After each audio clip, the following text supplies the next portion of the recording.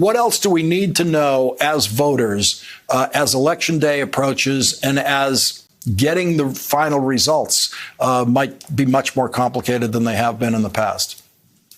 Sure. I also want to give credit where credit's due. I did that report along with my friend Senator Bernie Sanders and Tammy Duckworth, Martin Heinrich, and Chris Murphy. We did it as a group, and we think it's really important to look at three things. One, people should continue to vote early. With COVID rising, anyway, vote, go in person, drop your ballot off at the ballot boxes, do it now.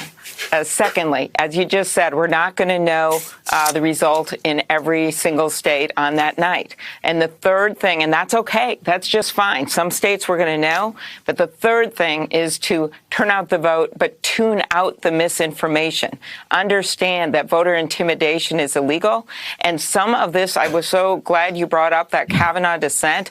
It is chilling what he wrote. It is right out of the Trump playbook, right? Today, Donald Trump says, we should count all the elections on Election Day. Lawrence, you brought up California. Let's go a little more red. 21 states allow mail-in ballots to be postmarked on Election Day. They are states like Kentucky and states like Texas and states like Kansas. And they have varying degrees where you can count the ballots after that. Our military voters, right? So literally you have a Supreme Court justice, and I'm sorry, I don't chalk it up to ignorance when this is a justice who actually worked on Bush v. Gore and argued that you should count all the votes.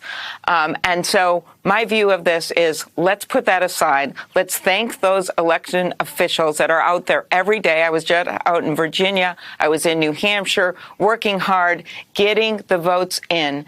And we believe that the votes must be counted, and let's run this election like it should be. And there's a lot of Democrats, and I'll say Republicans, who believe the same thing.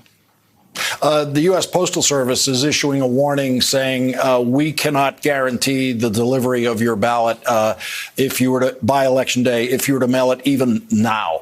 What does that do to mail-in balloting?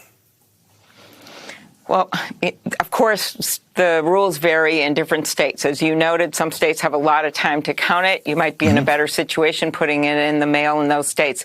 The safest way to do it is to bring your mail-in ballot to a ballot box if you're in a state. Most states allow them. As you know, the controversy in Texas, only one per county. That is the safest way. They have said they're going to treat these ballots as first-class mail, and especially if you have no other way to get your ballot in, of course you should mail it. But if you have the possibility of dropping that ballot off, either at the ballot box or one of the early voting places, do it that way, or go in and early vote.